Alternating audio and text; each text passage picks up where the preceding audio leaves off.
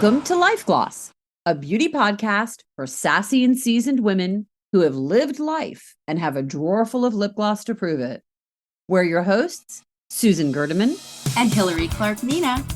Join us each Thursday as we discuss life and how it relates to the world of beauty inside and out. Hey, do you remember the television commercial for Enjoli perfume in the 80s? You know, the one where the woman brought home the bacon and she fried it up in the pan. Oh my God. And never let him forget he's the man. Oh my God. I can't just. Because we were women and we could be beautiful and powerful and have it all and do it all. And still look like the cover of a magazine, even when we were frying bacon. Sister, you know it. That's the one. But you know, Susan, here's the rub. When did all of these liberating options turn into expectations? Basically, the beauty industry, it's been creating this illusion of perfection for decades. And it started when we were kids. I was 7 when that commercial came out. And here we are. We're grown women. But this is what I want to know from you and from all of our listeners. Are we still buying what it's selling? Yeah. Or even a bigger question, Hill, do we even want to? I mean, I would like to think that we're smarter as we get older, or at least not as willing to buy into this fantasy. I remember when that Enjoli commercial came out. I mean, like I just showed you, I can sing the entire song. You know, I was 13 years old. It had a profound effect on me, you know, this fantasy that we can have it all and do it all, right? Right. And yeah. And to be sexy and accomplished, you had to do it all. I mean, I talk to women now, not only that I'm touching in the industry, but even my girlfriends. And there are some that want to stay home with their families and they get the guilt for not having a profession. And then those that have decided not to have children that want to be in business and nurture their professional careers, and they get the side eye for not having a family. So we're like walking this weird line. Yeah. And I think that, you know, the beauty industry is walking a weird line too. It's like we all have this kind of, we're of this generation, you know, the late 40s plus generation, that we're the ones with all the buying power, and we're the ones that are suffering from all the burnout. And we're the ones that really need help in this industry. So, right. Well, and listen, you know, we've both been in the beauty industry for decades as professional makeup artists, cosmetic executives. You and I have been in front of the camera, behind the scenes. As executives. We've been speaking to the consumer, but then in our own, you know, I had a private atelier, you in education, we've been in the trenches with the consumer. Plus, we're consumers, and newsflash, we're aging with our clients. Exactly. So what does that mean? And that's really why we're here.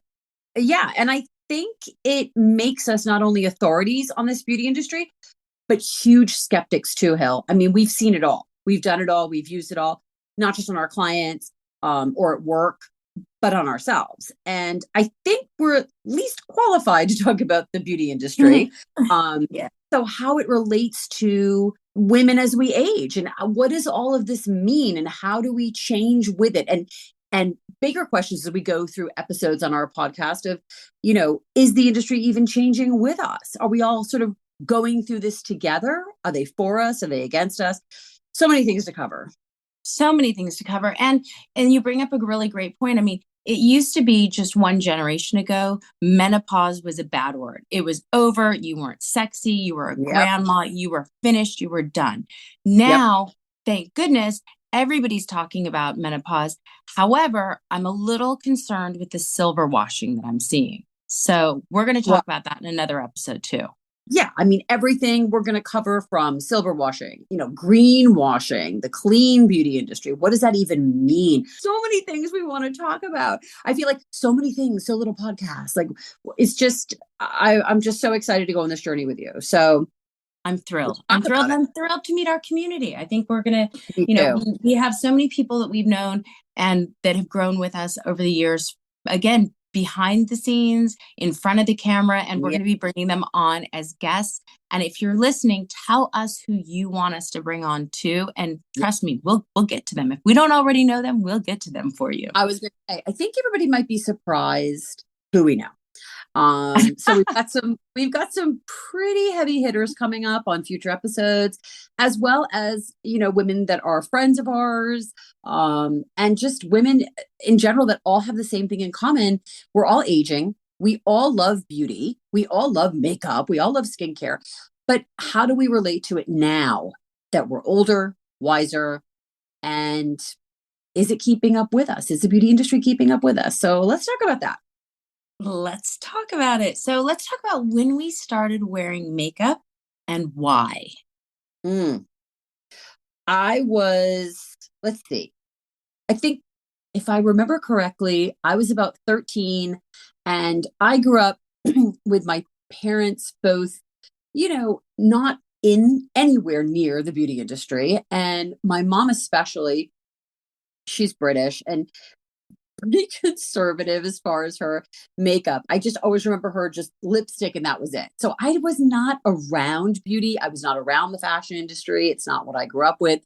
But to me, I was so into theater and performance and all that stuff. So I Ah, to makeup from a very young age. I absolutely obsessed over 17 magazine. I just wanted to be in the industry since I was born in some way, shape, or form, and loved makeup. And I remember I was probably about 13 when I begged my parents to buy me the whole Lancome skincare routine for good for you. which they gave to me. God love them. Thanks, mom and dad. And then I think it was it was about I did go to Catholic school, so makeup really wasn't allowed. But I want to say probably ninth grade, my first year of high school, I remember busting out, the blue eye pencil, a little mascara, probably a little kissing potion, and off I went. There was no stopping me then, Hill. What about you? The rest is history. Well, and this is what I love, Susan, is that, even though our paths and our journeys in beauty parallel in so many ways, Mm-hmm. but our beginnings and even throughout life, as the audience gets to know us and become our friends, they'll know that we have so many similarities, but we have so many differences. And that's Totally. what makes Mhm. this really fun to do with you.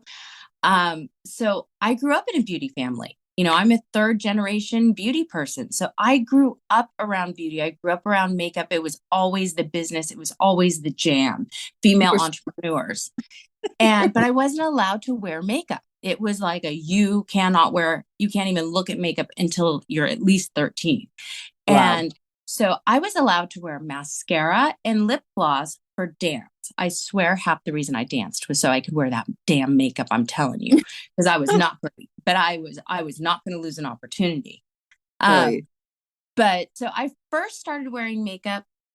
I went to live with my dad when I was 11, and the wheels were off. It was freedom. So I Yeah. started wearing makeup then. But my first makeup purchase was still when I lived with my mom. I must have been Mhm. 7 or 8. And if you remember in the back of the magazines, they had that gargantuan eyeshadow palette that they sold. It was probably the cheapest crap on the planet, and it Yeah. was $1. Oh my And God, you had to clip out the little thing, fold it up, mail Mhm. it in with your check or money order.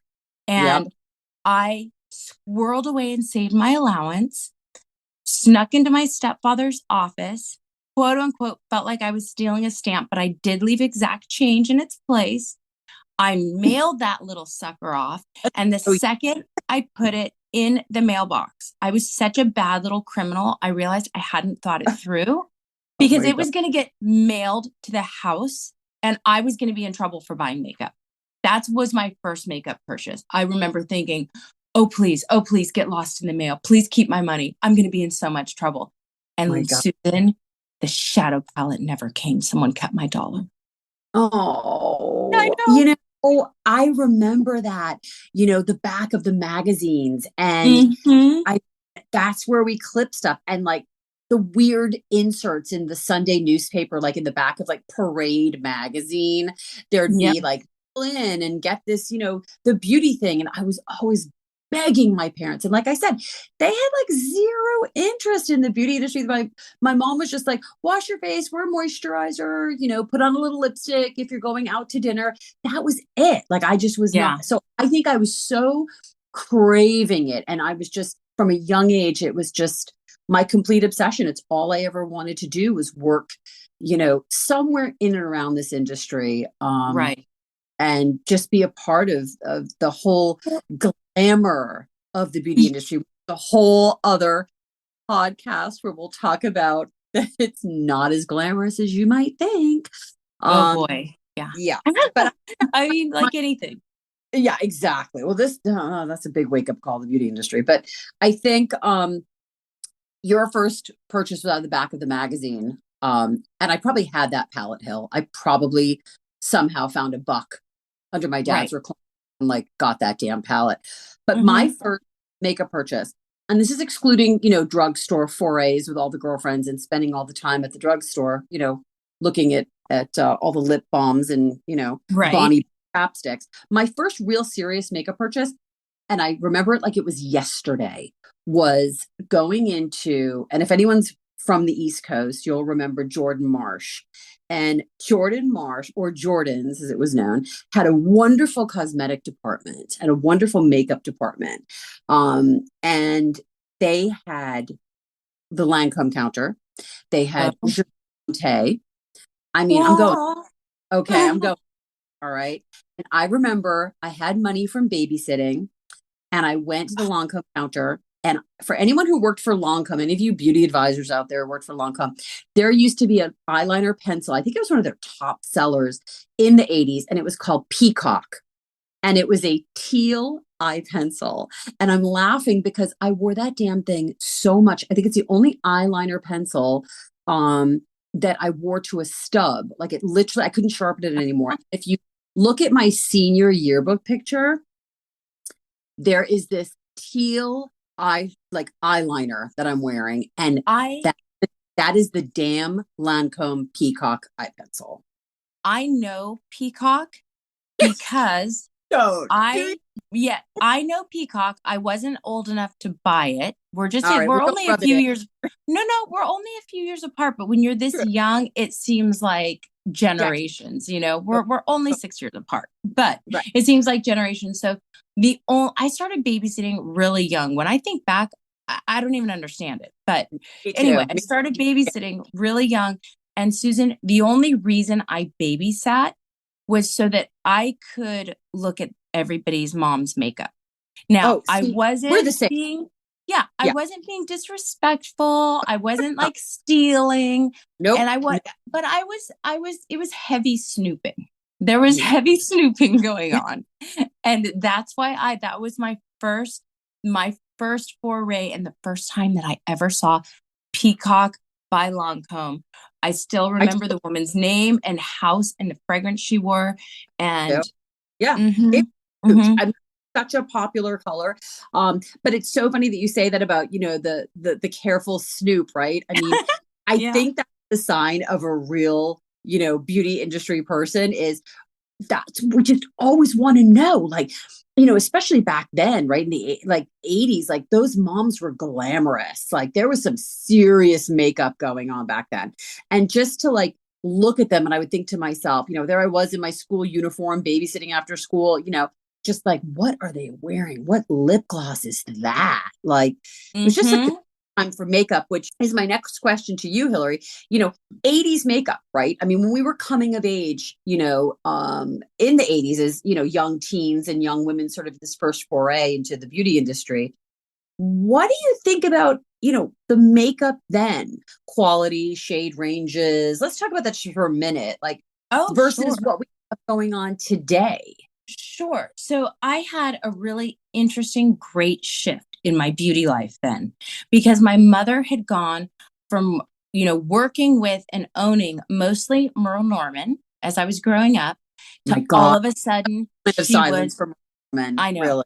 Yeah. my aunt still has a Merle Norman boutique to this day, 40 years later. Oh, I think they're in their 45th year, oh maybe. my God. But my mom went from being exclusively, I mean, she worked at the Merle Norman in Santa Monica when I was 4.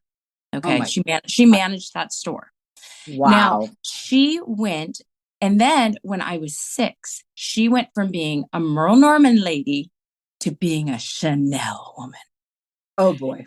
And it was all Chanel. And her very first thing that I remember being obsessed with was this bright red blush called Fire. And Still have it. fire lit my soul alight. In fact, if you ask my mom when I first started wearing makeup, she will tell you that it was in 2nd grade when I pretended to be sick on picture day so that I could wear makeup on makeup picture day. That's how literal I was. So, Well, your mom must have been one of the first group of beauty advisors. I spent a decade, as you know, in education at Chanel, and I'm telling yes. you, she was probably one of the first groupings of beauty advisors across the country, because that's when Chanel makeup really launched in this country. First, it Yes. was Fred. Oh, she wasn't working for them. She was just buying. She switched as the consumer. So she went from, yeah, she left beauty for a while as an industry. But as a consumer, Oh, is it? yes, as a consumer, she found herself, as a single mom. So she needed to, take on more responsibility than, not that managing a beauty boutique was not a lot of responsibility, but she needed to, like, put on her big girl pants and, make Right. it as a single mom there for a while. Yeah. And Yeah. so she was working, more corporately, more in offices. And she switched to Chanel. See, And the so rest is history. rest is history. She went to the bright side. I love it. Mm-hmm. You know, the quality when you were talking about Fire blush, which I still have one, and it's such a good color. Anyone You out there? have it? Of course I do. Does it? Of course I do. But that Oh, I'm color coming over. is the most spectacular, true red blush. Mm-hmm. I don't know. I need to look up and see if they redid it recently. Mm-hmm. But again, talking about the shade ranges, talking about the quality of the makeup back then versus now. Obviously, we have different laws.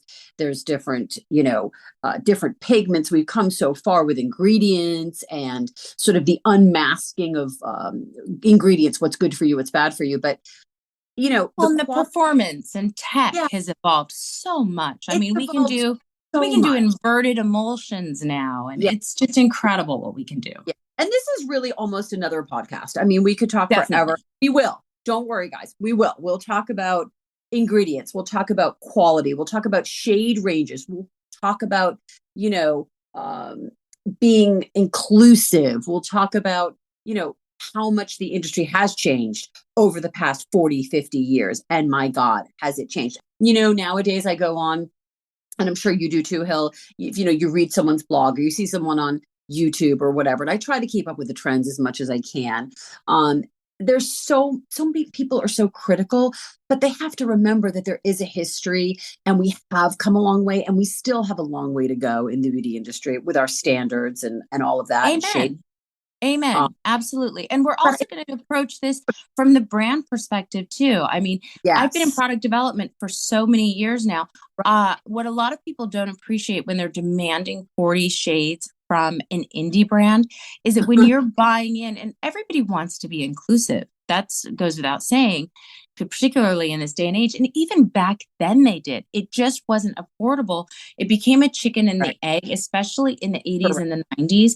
Yep, Because when you go to a manufacturer to create something, you generally have an MOQ or a minimum order quantity per shade. correct. Sometimes if you're lucky and you go to someone small, they'll let you, buy 20,000 across shades. It just It, depends.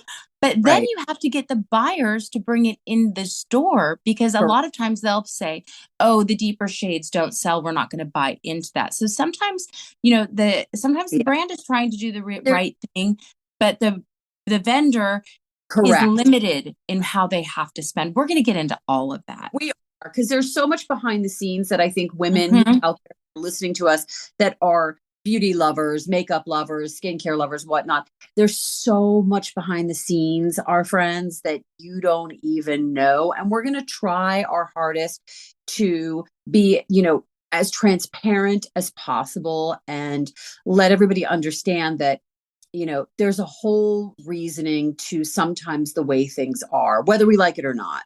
But Right. with that, let's touch upon for a second, you know, what's happening today, shoot forward to today, not just product and quality and shade ranges, but let's just talk for a minute. Because again, this is probably a whole other podcast. The print, advertising, commercials. How did they make us feel then versus what's happening today? We didn't grow up with social media. Social media is out Right. there now. Right. We can sit here and talk about this for hours, right? But Mhm. overall, how do you think when we were younger, flipping through teen magazine and 17, how did that make us feel versus these girls? Like my daughter is 17, thank God she's not super active on social media and doesn't have a huge interest in it, because I think she's part of the backlash generation, this Gen Right. Z. They're into it, but they're more skeptical, thank God. But how does that, how does social media as grown women in the world today, how does that make us feel versus when we were younger, looking at these print ads and commercials? Right. That's a really question. That's a question that's causing me to pause. So I Yeah. remember my earliest ads, for me, they were so aspirational. Now, again, because I grew up in beauty and my mother went on as an entrepreneur in fashion and beauty, I was looking at WWDs. I was looking at Oh, wow. Vogue. I was looking at the glossies from Europe as well as the US. So, that Mhm. sounds super fancy. I'm not trying to come off all woohoo, but I was like an industry rag kid. Like Sure. WWD came every single day. So Wow. again, I was like, I'm going to work in beauty. I'm going to do New York Fashion Week, which I did. You've done as well. Oh, And God. I knew I was going to Whole do other it. So podcast. so for me, it was like performance art, and it was an industry, and it was this big world, and it was aspirational. It wasn't until the Guess ads in the late 80s that I started feeling grown up enough Hmm. to then kind of be like, oh, that whole Brigitte Bardot influence hit me. I was still in high school. So they stopped me in my tracks and reminded Yeah, me of some of the old Hollywood that I'd seen before. And but now with yeah, social media, does it I affect? no, it doesn't inspire me. I think social media, and I'm on it, I do it, and I'm not being a hater, but I don't feel that it's aspirational. I feel like it's so comparative, and that's why we're seeing so much individuality sort of rebel against it. But I don't really You know. know, you know what I think it is, Hill? I think the fantasy is gone. And I think the Yeah, fantasy has a lot to do with what you're talking about, the aspirational. Being a kid, I lived in the city of Boston when I was a kid, and then we moved 20 minutes outside to the suburbs. And I just remember sitting on the floor looking at these magazines and seeing ads for, girls going to work in New York City. That's where I wanted to go. I mean, and ended up obviously going there, but, it was so aspirational, and seeing these beauty ads, yes. tearing them out and Oh, putting them on my wall, like having the models on the wall and just saying, oh my God, look at her makeup, look at her clothes, look at that. I bet we she's would wearing, dissect you know, everything. yes. Because Hillary, it was aspirational. It wasn't something we could actually go and do at that age. Versus social media now, it's happening in the moment. And these young, young people, and we say girls and women, but men too, and Of everybody course. included, Yeah, I mean, everyone. kind of like it's right at their fingertips. Like there's no mystery behind any of this. They can look up anything. Super, we used to, it's like super fast. I mean, we used to, when I was in high school and young, it was like we would, if we wanted black nail polish, we weren't going to Hot Topic and buying it. Hot Topic had just sort of started, right? We were taking black Sharpies and making Yes, blackmail. we were. Okay. I mean, Yeah, we so were cutting out electrical tape and sticking it on yeah, and doing all that. Yeah. we had to work really hard to create the makeup colors. They didn't exist. Right. And I think everything is so easy now. It's prepackaged. It's there for the taking. So there's no mystery. There's no behind the velvet curtain. There's no, well, how did she get that eye pencil like that? I'm going to sit Right. up, I'm going to like mix a bunch of colors and come up with it. We were so creative. And I'm not saying that kids today aren't creative. It's just, everything is just a Different. lot more accessible and quick and cheap and easy, as I like to say it. It's cheap and easy. It's a cheap and Right. easy world. Right. I'm not saying, oh, back in the day, it was so hard for us, but we had to work. So, like, you wanted torn jeans, you tore them yourself, I Oh, mean, stuff, absolutely. stuff like that. You But wanted black lipstick, you better figure out quickly that your black eyeliner was going to do double duty. I correct. mean, that's what you Yeah. had to do. And then you put your pink or your purple on top of it or Yeah. whatever. I was just on a photo shoot earlier this week, and the models were in their late teens, early 20s. Mind you, the boys were beautiful. Their brows were threaded. They came foundation ready. I Oh mean, my the boys God. did such an incredible job on their That's makeup. And I amazing. decided with one of the girls that I wanted to do, it was a streetwear sort of a vibe for this brand. And I put black lip liner on her, and then I put a YSL purple shimmery, I pressed a purple shimmery shadow on top of it. And she Mhm. looked at me like I had created the universe. She couldn't believe it. Right.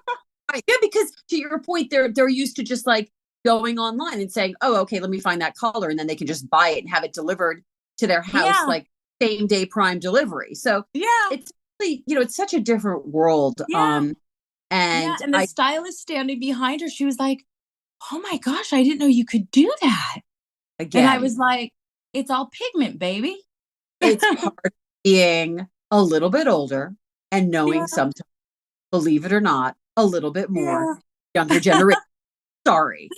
What Uh, aging concerns? We were talking about, how cool we are now that we're older, which that's a perfect example, Hillary, that story. Like, we're so much cooler, now that we're older. And I'm just going I to say think that so. for any listeners that are like, oh, I'm getting old. These kids, I can't really. Guess what? We're 1,000 times cooler than these kids could ever be. And they're going to feel the same way in the next generation. And that's Yeah, what's so but beautiful. we are even cooler than our moms were when they were our age because, Oh, they seemed really out of touch, but we're this is like a youth culture that it's extending a lot yeah. longer. Yeah. I agree. I agree. And my mom would definitely agree.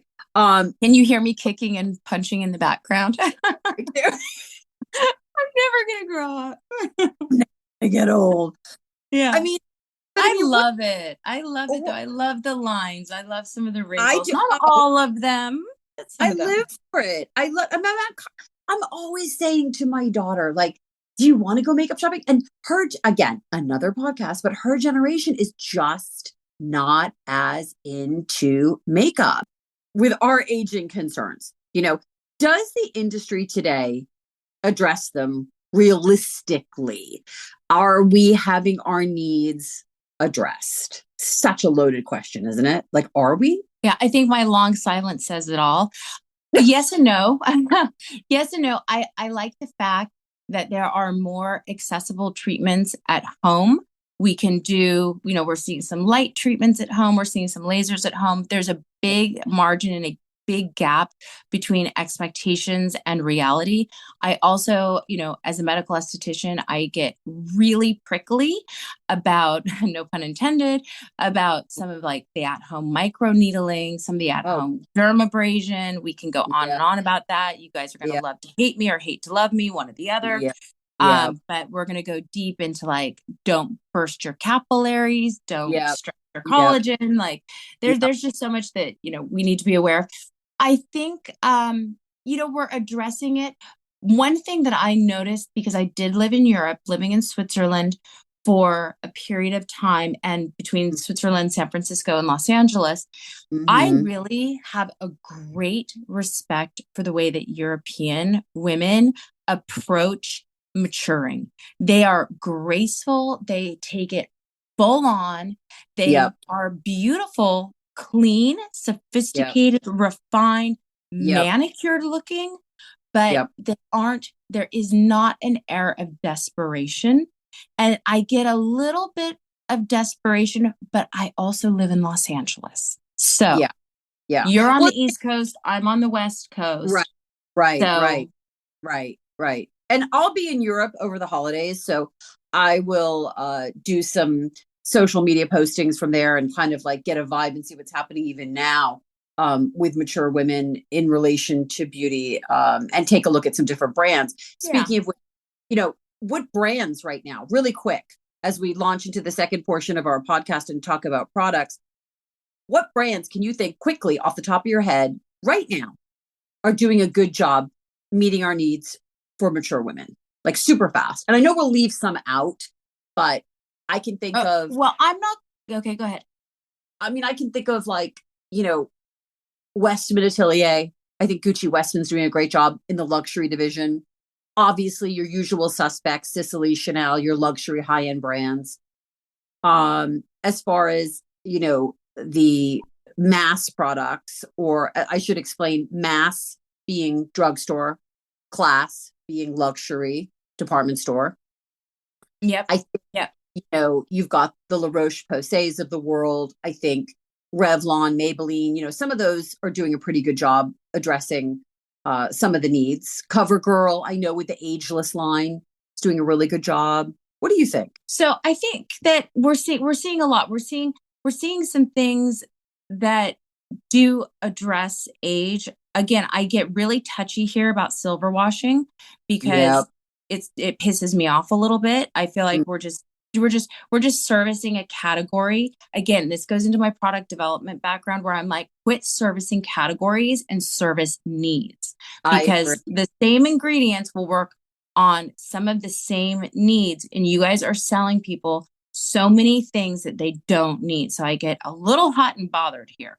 So Yeah. there are brands that are doing it, brands Yeah. that are doing it well, and brands that are Yeah. trying to do it well. So, Yeah. you know, I would say of one of the, I'm interested in seeing what a brand like Womanness is doing for menopause. I Yeah. I get Yeah.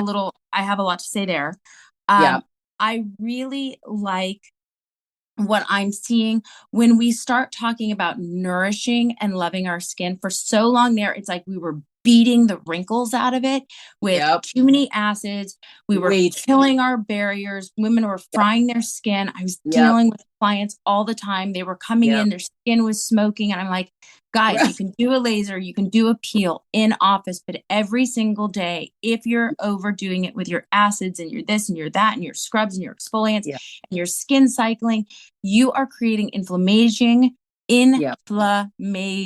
Chronic Yep. inflammation causes age. Big. So I love a brand that is going to really respect respect the skin, because our skin is so freaking smart. It knows what to do and we just have to let it do it. So I love like a May Lindstrom who looks Yeah. at her ingredients. I'm not afraid of a prescription product, but Oh as far God. as color, I'm with you. Gucci Yeah. does a great job. I Yeah. don't love the way that Gucci wears all the time. I've Right. been really interested in seeing what Vic is doing with Mob Beauty, trying some of it out, playing with it. I Right. still love my YSL, but I have to tell you, I live and breathe in my SPF tints from like Tizo and anything that has an added benefit of, an active like a vitamin C or an alpha lipoic acid Right. plus skincare.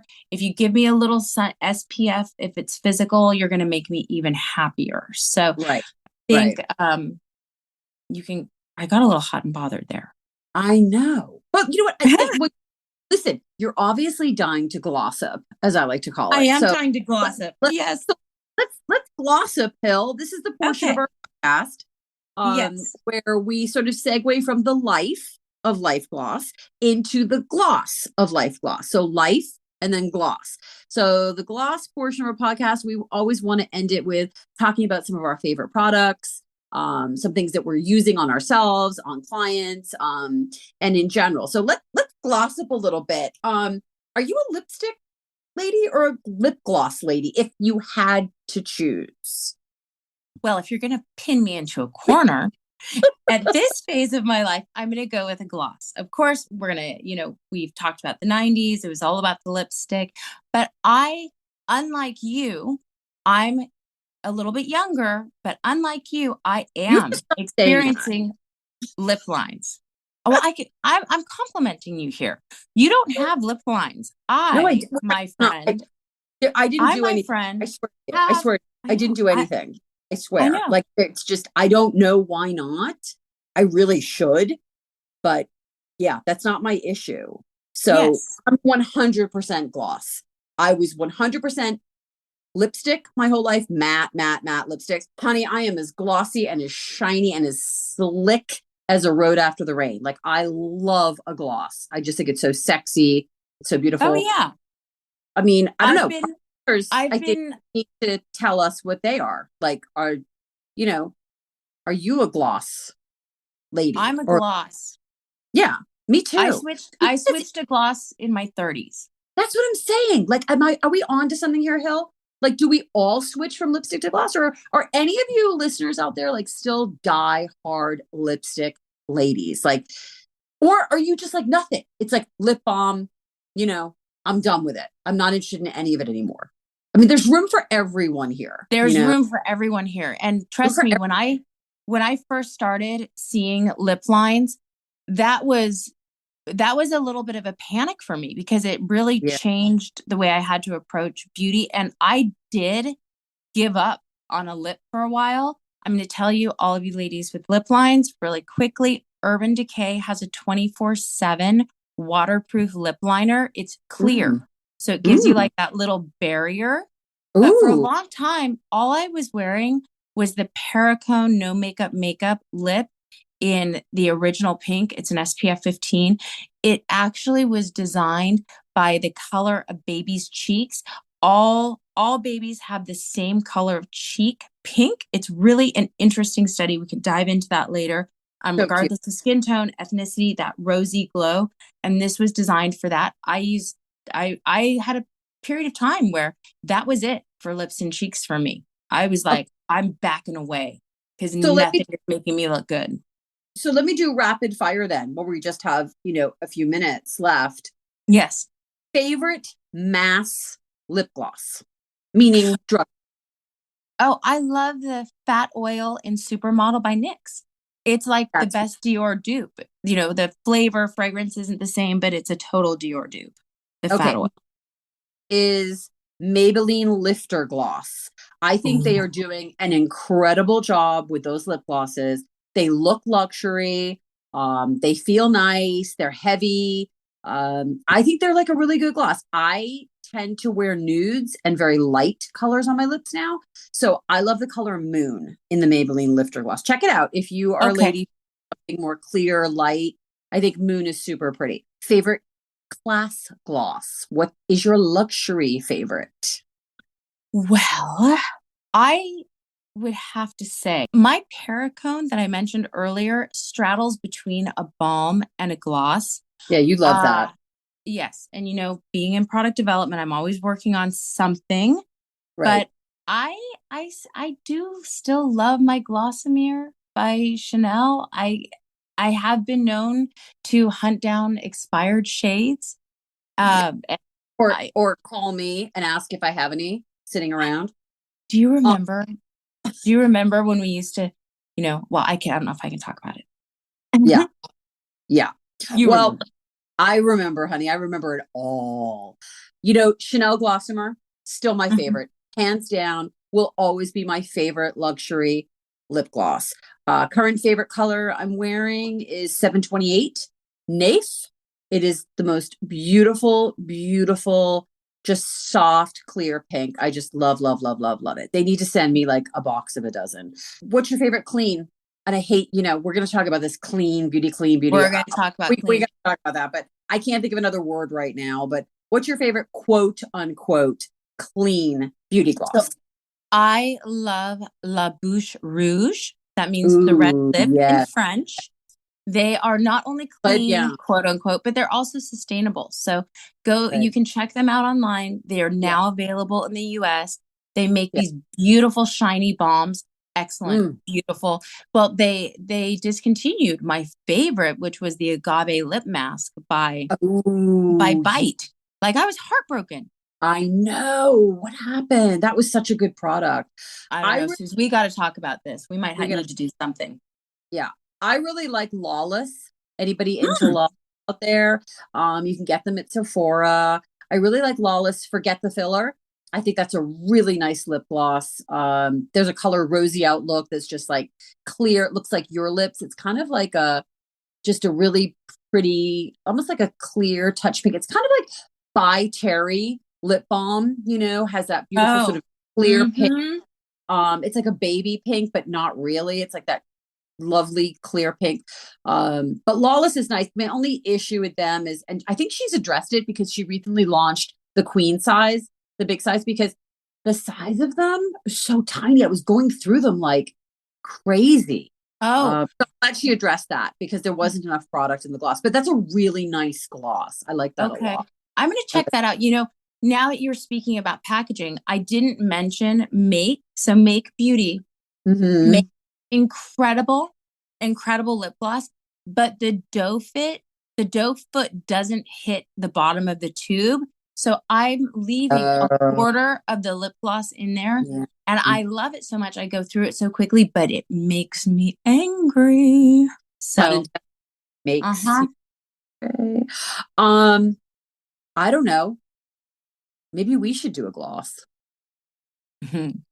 You're speaking my language. I God knows we've got like enough glosses between us and Right. Well, I'd like no. to know from our listeners if we were to start from scratch. I mean, and this is like a big dream project. It takes 9 to 12 months to bring something to market if you're going to make it from scratch. So you guys have some time to weigh in here. We're not like doing this, we're spitballing, but Susan and I tend to make things happen, hence our We do. podcast here. We So, what would you guys want? Tell us about your ideal gloss, but tell us everything. Tell us what you think of this episode. Tell us what you want more of. Tell us what you want less of. We're tell us the here truth. for you and we're here with you. Don't lie to us. Tell us the truth. We want We'll to know if know. you're lying. Let us know. We want to hear the glossip from you. Yeah, we learn from you as much as you learn from us. And we're not, we may have been around the beauty block a few times, but we still love to we're still in the mosh pit with everybody else and we learn. So That's right. we love this. We love this and we love having started this. So Susan, Yes. listeners, thank you. Are you going to come back next week? What's happening next week? Oh, why don't you tell us what's happening next week? I can't wait for next week. Well, why don't you guys join us next week? We have episode 2, Going Down in Flames, where we're going to dive into the hot topic. What is anti-aging versus pro-aging?